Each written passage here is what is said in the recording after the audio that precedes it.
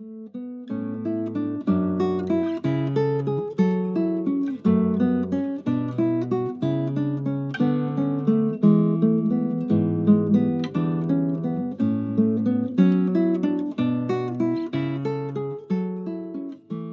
nome do Pai, do Filho e do Espírito Santo.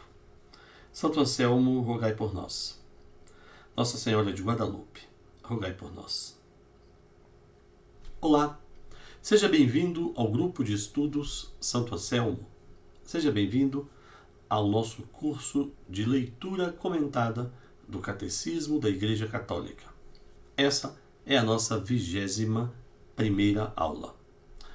Nessa aula, nós ainda estamos tratando da parte 1 do Catecismo, que diz respeito àquilo que cremos.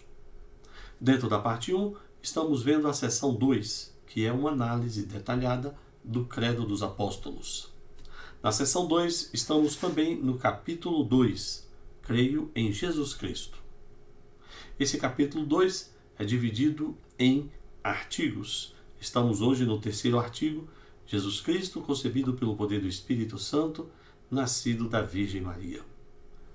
O parágrafo 2º deste artigo trata especificamente da concepção de Jesus Cristo no seio da Virgem Maria por obra e graça do Espírito Santo. Esse tema abrange os itens 484 a 511 do Catecismo da Igreja Católica. Esse é o nosso estudo de hoje. Caso você goste desse vídeo, eu lhe peço, deixe aí a sua curtida, aproveite e se inscreva no nosso canal. Depois disso, divulgue esse vídeo, divulgue esse canal, divulgue os nossos outros vídeos e cursos que oferecemos gratuitamente.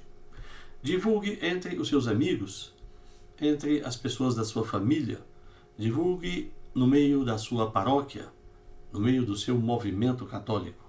Ajude-nos a levar essa catequese, também o conhecimento da tradição das Sagradas Escrituras, do magistério, da história da Igreja, ao maior número possível de pessoas.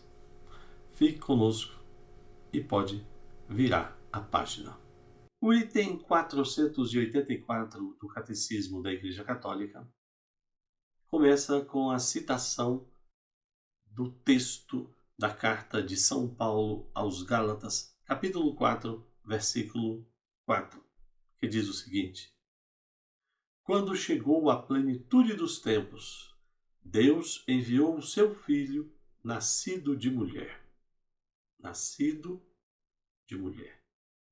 em prol da salvação daqueles que haviam nascido sob a lei. O texto do Catecismo diz que o versículo de Gálatas 4:4 é o cumprimento das promessas e das preparações de Deus para a salvação do mundo. Efetivamente, quando a gente lê o texto de Gênesis, capítulo 3, versículo 15, que os teólogos denominam de proto-evangelho, nós estamos lendo ali as palavras de Deus dirigidas à serpente, logo após o pecado original, quando ele diz assim: E porei inimizade entre ti e a mulher, entre a tua descendência e a descendência da mulher. Tu lhe ferirás o calcanhar e ela te esmagará a cabeça. Após o pecado original, depois de pronunciar os castigos do homem e da mulher, Deus se volta para a serpente e afirma à serpente que aquela ruptura na comunhão entre ele e o ser humano, entre Deus e o ser humano, promovida pela tentação levada a efeito pela serpente, aquela ruptura seria restaurada. Seria restaurada porque uma pessoa descendente de Eva, um descendente da mulher, iria esmagar a cabeça da serpente. Então, essa promessa de Gênesis 3:15, de que um descendente da mulher vai esmagar a cabeça da serpente, vê-se cumprida no texto de Gálatas 4:4. Então veja, Deus diz: o descendente da mulher vai esmagar a cabeça da serpente. E em Gênesis 4:4, São Paulo diz: quando chegou o momento oportuno, a plenitude dos tempos, Deus enviou o seu filho, nascido de mulher. Eis aí a promessa cumprida. Aquele que nasceu da mulher, que vai esmagar a cabeça da serpente, o nosso Senhor Jesus Cristo. Por isso que nesse mesmo item 484, o Catecismo diz que Maria é convidada a conceber aquele em quem habitará. Colossenses 2:9. Corporalmente a plenitude da divindade. A resposta divina à pergunta que Maria faz, porque Maria pergunta ao anjo: como se fará isso se eu não conheço homem algum? Conhecer aqui tem o sentido da intimidade sexual. Como acontecerá isso se eu não tenho intimidade sexual com o homem? E o próprio anjo Gabriel responde: o Espírito Santo virá sobre ti. O Espírito Santo virá sobre ti. Lucas 1:35. E aqui nós temos o cerne da leitura de hoje. Jesus Cristo é concebido pelo poder do Espírito Santo no seio da Virgem Maria. O item 485, o item seguinte, diz que a missão do Espírito Santo está sempre conjugada, atrelada, ordenada à missão do Filho. Se a missão do Filho é vir ao mundo para salvar a humanidade, a missão do Espírito Santo é conceber esse Filho no seio da Virgem Maria. Ele que é o Senhor da vida. E o item 486 fecha essa introdução, dizendo que, ao ser concebido como homem no seio da Virgem Maria, o Filho único do Pai, o nosso Senhor Jesus Cristo, é ungido pelo Espírito Santo desde o início dessa sua existência humana. Ainda que a sua manifestação plena se dê lentamente, inicialmente aos pastores, aos reis magos, aos doutores do templo e mais tarde a João Batista e a partir daí a todo o povo, apesar de a sua existência e compreensão se dar lentamente, toda a vida de Jesus Cristo será manifestada como uma ação do poder do Espírito Santo.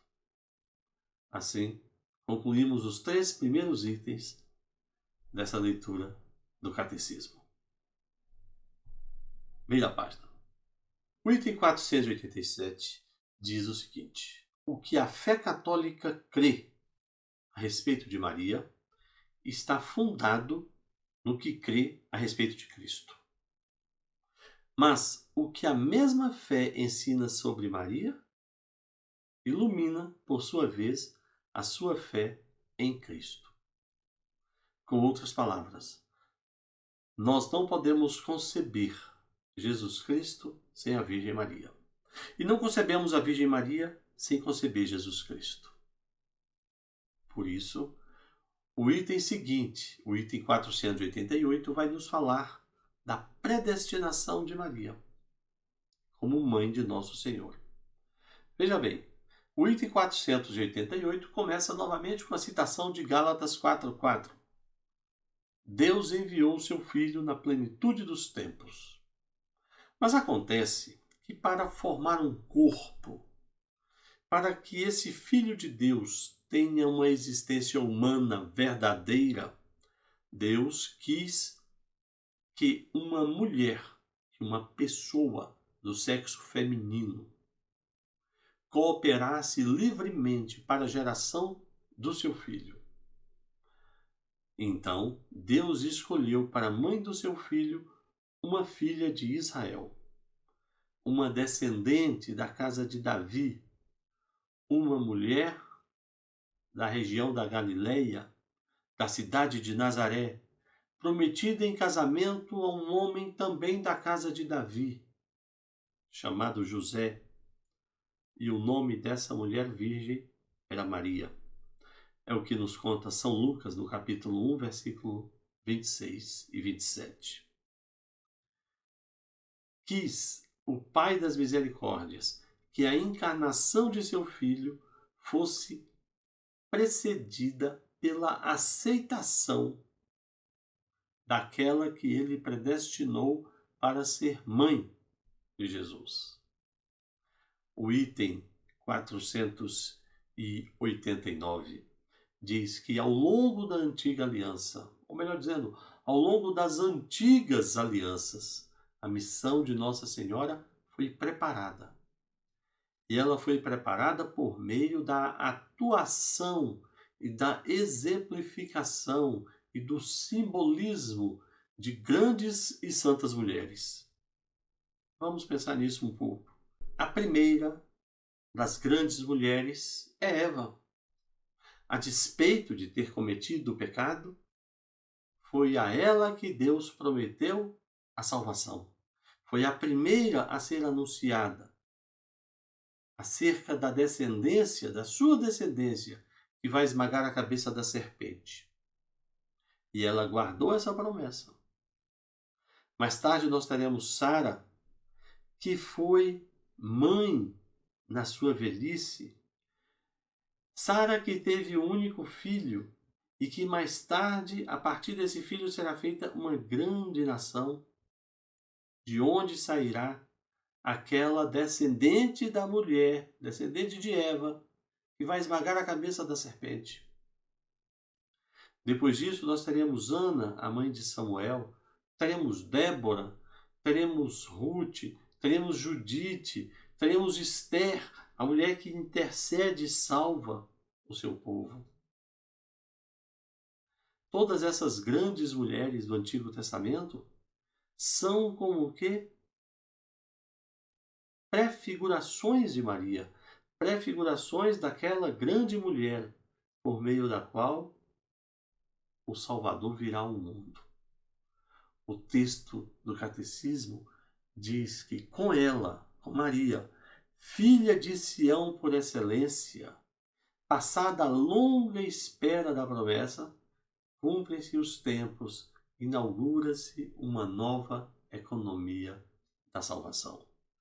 Podemos afirmar com segurança que Nossa Senhora é predestinada a ser a mãe de nosso Salvador. Veja a página. Para ser a mãe do Salvador, Nossa Senhora foi adornada por Deus com dons dignos de tão grande missão. Vamos entender isso a partir da leitura do Evangelho de São Lucas, capítulo 1, verso 26, a leitura da Anunciação. São Lucas nos descreve que o anjo Gabriel entrou no lugar onde Maria estava e saudou-a dessa seguinte forma: Kyrie tomene. Essas duas palavras em grego, São Jerônimo traduziu para o latim como Ave gratia plena. E nós traduzimos para o português como Ave cheia de graça. Acontece que São Lucas, sendo um homem de grande cultura, pôde compreender bem o sentido dessa saudação. E a palavra que ele usou, kerariktomene, é uma palavra grega que não tem tradução própria para o latim ou para a língua portuguesa. Essa palavra traduz, com muito esforço de estudo, a ideia de uma graça infinita, uma graça absolutamente sobrenatural, uma graça grandiosa que transcende todos os tempos, que transcende o espaço, que transcende todas as dimensões. É essa enorme e tão grande graça com que Deus encheu Nossa Senhora.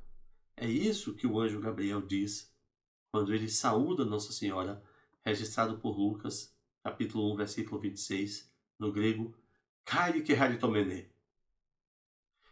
E São Jerônimo, não tendo como traduzir uma expressão tão grandiosa, ele tentou colocar no latim aquilo que ele encontrou de mais profundo, gratia plena, cheia de graça. Mas a verdade é muito mais agraciada do que essas palavras pobres da língua portuguesa querem dizer. Nossa Senhora é Keharitomene, a graça infinita por todos os quadrantes, por todos os tempos, por todas as dimensões, por todos os espaços. É tão grande que nós não conseguimos traduzir em palavras a imensa graça com que Deus aquilatou Nossa Senhora. Essa é a ideia do item 490 do Catecismo. No item 491, nós vamos perceber que essa expressão grega que acabamos de falar, tão rica, trouxe para a Igreja, trouxe para os fiéis a ideia da Imaculada Conceição de Nossa Senhora. Com outras palavras, esse termo em grego fez a Igreja compreender que a graça de Deus em favor de Nossa Senhora não chegou naquele momento em que o anjo lhe anunciou o nascimento de Jesus. Não. A graça de Deus chegou a Nossa Senhora no dia da concepção de Nossa Senhora no ventre de sua mãe Santana. Pare aqui, vamos a um pouco de biologia. Biologia de leigo. Como Maria foi concebida? Como Nossa Senhora foi concebida? Nossa Senhora foi concebida como qualquer pessoa é concebida.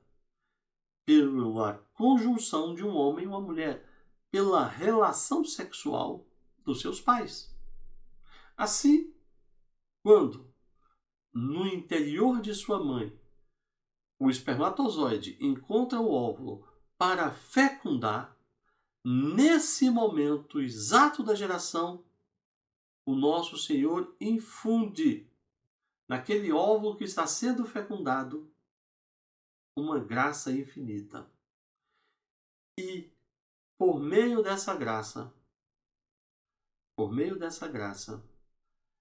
os méritos da cruz de Cristo, que serão obtidos por ele dali muitos anos, são antecipados em favor de Nossa Senhora, para que ela já seja concebida sem o pecado original. Com outras palavras, para explicar de forma mais simples, imaginando a linha do tempo, nós estamos no momento em que Maria é concebida pela união do material genético dos seus pais, Santana e Joaquim. Dali 12 ou 13 anos, quando ela for uma adolescente, o anjo Gabriel vai anunciar o nascimento de Cristo. Ela vai aceitar. Dali 9 meses, Jesus vai nascer. Dali 33 anos, Jesus vai morrer na cruz e ressuscitar para salvar a humanidade. O que acontece é que, sabendo Deus que Maria iria aceitar a proposta de ser mãe do Salvador, Deus, que está fora da relação espaço-tempo, vai antecipar os méritos da cruz de Cristo no tempo em favor de Maria no momento de sua concepção. Então, naquele instante em que ela é concebida pela junção do espermatozoide e do óvulo de seus pais, naquele instante vem uma graça de Deus e a preserva do pecado original. De onde vem essa graça? Vem da cruz de Cristo, da cruz do Cristo que lhe será anunciado, que ela vai aceitar, que ela vai gerar, que ela vai criar e que aos 33 anos vai morrer e gerar aquela graça. Essa graça é antecipada em favor da Virgem Maria no momento da sua concepção. Este é o dogma da Imaculada Conceição da Virgem Maria, que foi promulgado pelo Papa Pio IX em 1854, especificamente no dia 8 de dezembro.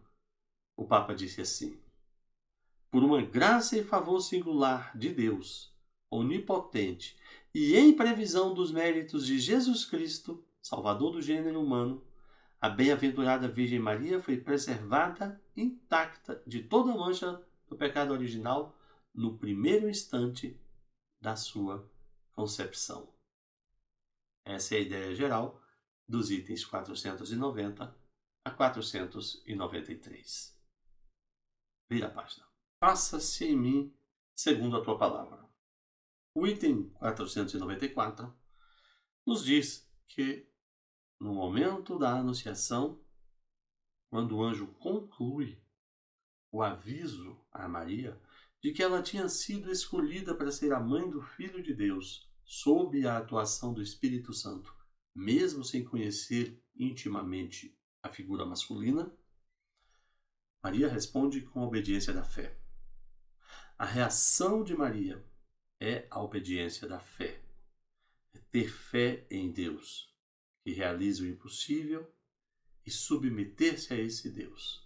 Por isso ela diz: eis aqui a serva do Senhor. Faça-se em mim segundo a tua palavra.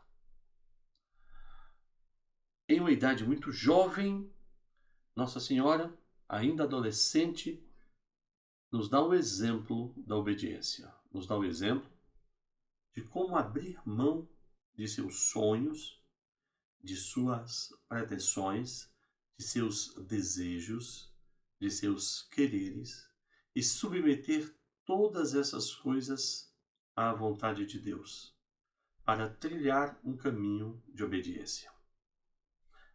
Nossa Senhora é um grande exemplo a ser seguido por todos nós. O item 495 vai nos apresentar Maria e a maternidade divina. Maria, Mãe de Deus. A própria Bíblia se refere algumas vezes a Maria como a mãe de Jesus. Nas bodas de Caná, se diz que Maria, a mãe de Jesus, estava lá.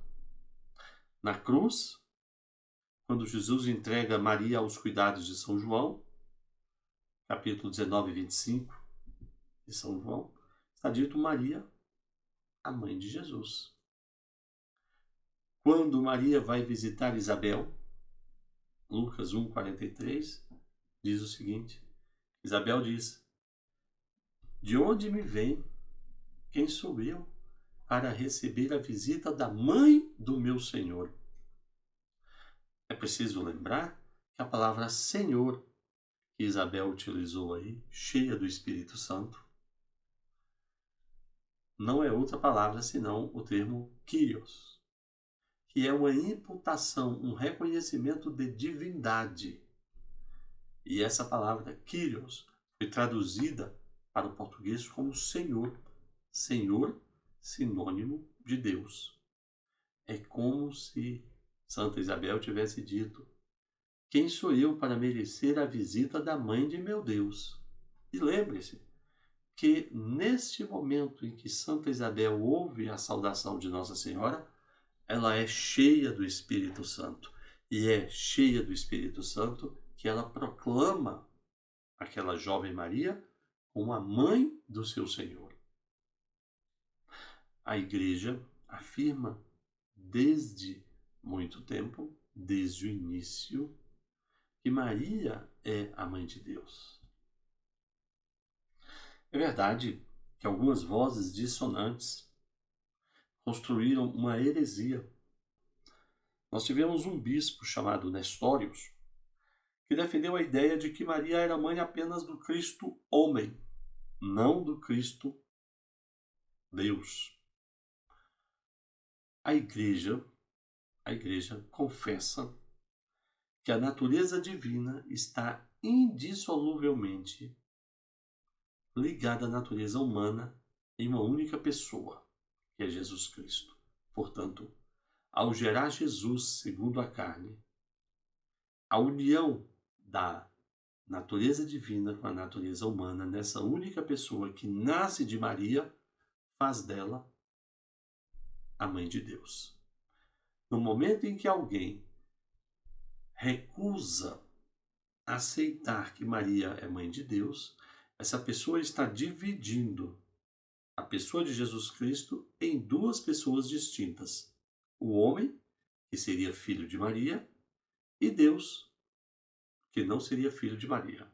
Mas como essas duas naturezas estão unidas numa mesma pessoa, uma única pessoa, e Maria é a mãe dessa pessoa, se torna mãe dessa pessoa, ela é a mãe de Deus.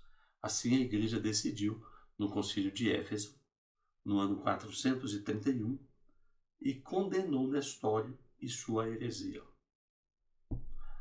O item 496 nos fala da virgindade de Maria. O texto de São Lucas, capítulo 1, versículo 26 e seguintes, que fala de que o anjo Gabriel foi enviado a uma virgem da cidade de Nazaré, prometida a um homem chamado José da casa de Davi, sendo o nome dessa Virgem Maria. Esse texto já é aceito. Não há praticamente nenhuma corrente cristã que não admita Maria como virgem ao conceber o nosso Senhor Jesus Cristo. Então, a virgindade de Nossa Senhora, o fato dela ter ficado grávida pela ação do Espírito Santo, sem uma relação sexual com um homem, essa verdade de fé que está colocada no texto de São Lucas, está afirmada pelos católicos desde o início da igreja, pelos santos padres, pelos concílios, não merece maior divagação. Nossa Senhora concebeu Jesus Cristo ainda de forma virgem, como uma virgem que ela sempre foi. O item 497 afirma que relatos evangélicos, desde o início, reafirmam e confirmam essa virgindade de Nossa Senhora. É verdade que o Evangelho de São Marcos é silencioso quanto a esse tema, mas isso não diminui a virgindade de Nossa Senhora, já o fato de São Marcos não relatar essa virgindade não diminui essa virgindade, dado as peculiaridades do escrito de São Marcos, né, que quis mostrar Jesus a partir do seu batismo. Né? O texto de Lucas, o texto de São Mateus, a partir do capítulo 1, versículo 18, no caso de São Mateus, a partir de Lucas 1, 26, são claros e suficientes quando descrevem a virgindade de Nossa Senhora. O item 499 nos diz que a virgindade de Nossa Senhora, existente no momento da anunciação, é mantida durante o parto e é continuada depois do parto. Daí se diz que Maria é virgem antes, durante e depois do parto. Ela não só concebeu Jesus, ainda na condição de virgem, como ela também se manteve virgem no parto e ainda milagrosamente foi virgem depois do parto. O texto do Catecismo, número 500, nos diz que a integridade virginal de Nossa Senhora não foi diminuída pelo parto. Pelo contrário, esse parto sagrou ainda mais a virgindade de Maria, na medida em que esse parto não lhe rompeu a dignidade, a integridade virginal. O poder incomensurável de Deus é bastante para manter Nossa Senhora virgem durante o parto e também depois do parto. Mas aí vem o item 500 e me lembra que algumas vezes nas Escrituras usa-se a expressão irmãos de Jesus. Bem, irmãos de Jesus. Ora, se Jesus tem irmãos, então é de se imaginar que após o nascimento de Jesus, Maria teria tido uma vida normal de esposa de São José e que os dois, tendo coabitado, geraram filhos.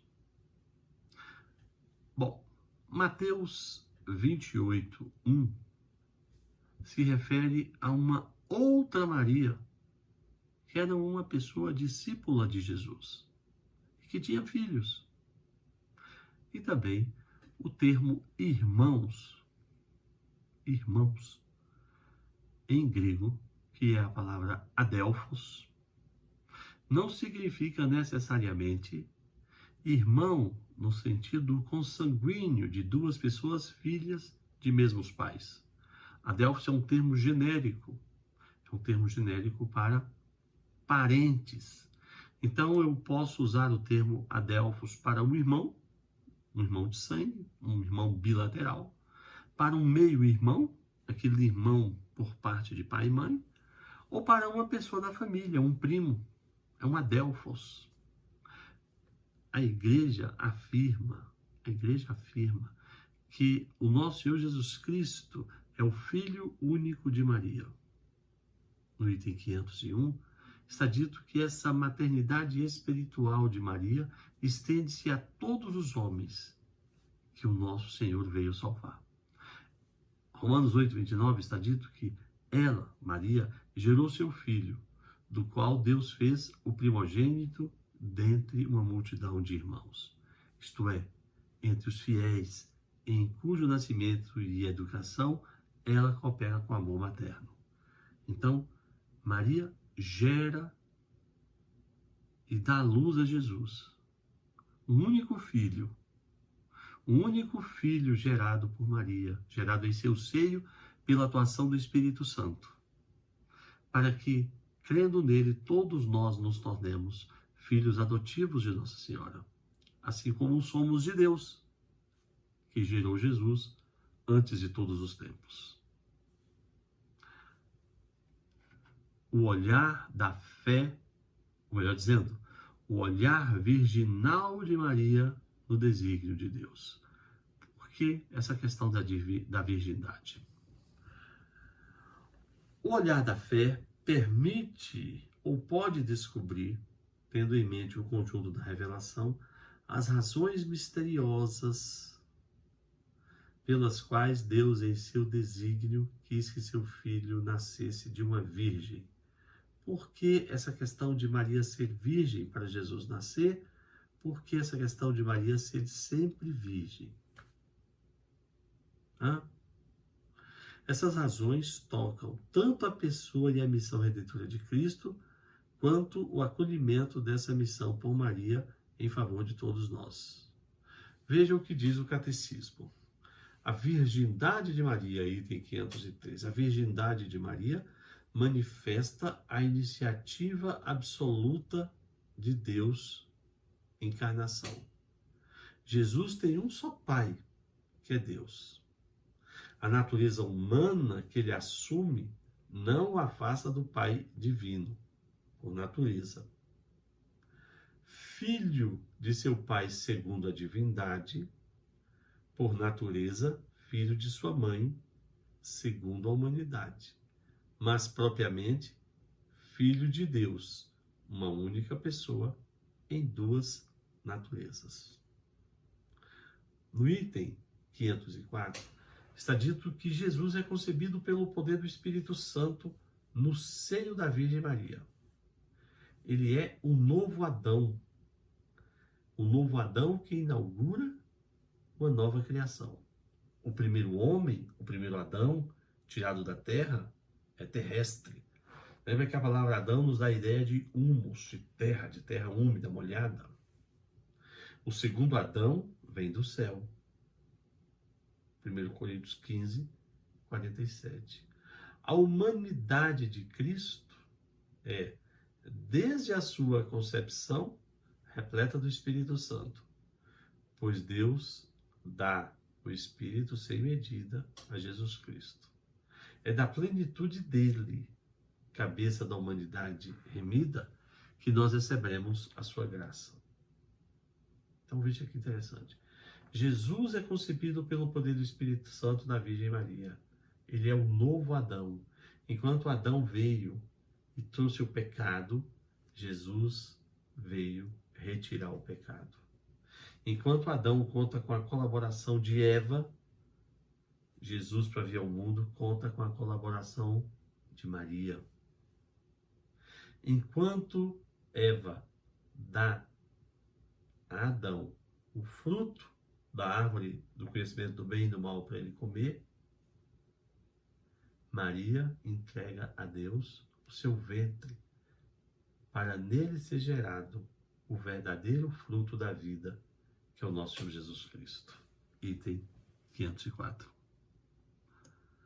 No item 505, o Catecismo diz que Jesus, o novo Adão, inaugura nessa concepção virginal o novo nascimento dos filhos de Deus por adoção, no Espírito Santo, pela fé. Maria pergunta ao anjo: como se fará isso? Como é que eu vou dar luz a uma pessoa se eu não tenho intimidade sexual com nenhum homem?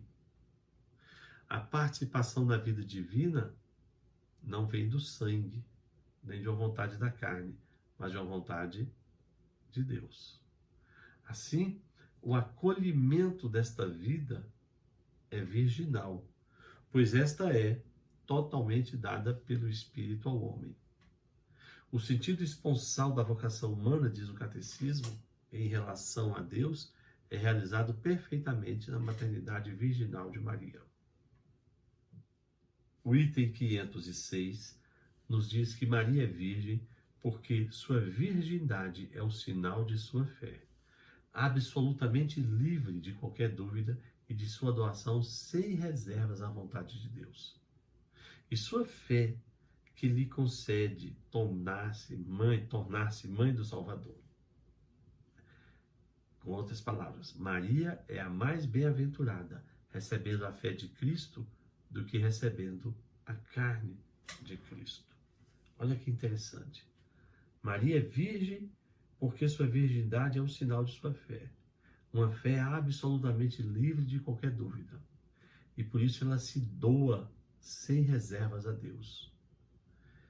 E o texto do Catecismo diz que Maria é mais bem-aventurada recebendo a fé de Cristo do que concebendo a carne do próprio Cristo. Nisso nós somos convidados a sermos como a Virgem Maria. Uma fé absoluta, uma entrega absoluta. Nisso nós nos igualamos a ela. Concluindo esse texto, concluindo essa leitura, o item 507 diz que Maria é ao mesmo tempo virgem e mãe, por ser a figura e a mais perfeita realização da igreja. A igreja torna-se também mãe por meio da palavra de Deus que ela recebe na fé, pois pela pregação e pelo batismo a igreja gera vida nova, vida imortal para todos aqueles que acreditam em Deus, para todos aqueles que são filhos de Deus. Você sabe que ao final de cada texto, o Catecismo nos apresenta um conjunto de itens para a leitura que resume a leitura maior. Aqui nós temos os itens 508 a 511, que resume esse texto que acabamos de ler. Fique com Deus e acompanhe-nos na próxima leitura. Em nome do Pai, do Filho e do Espírito Santo.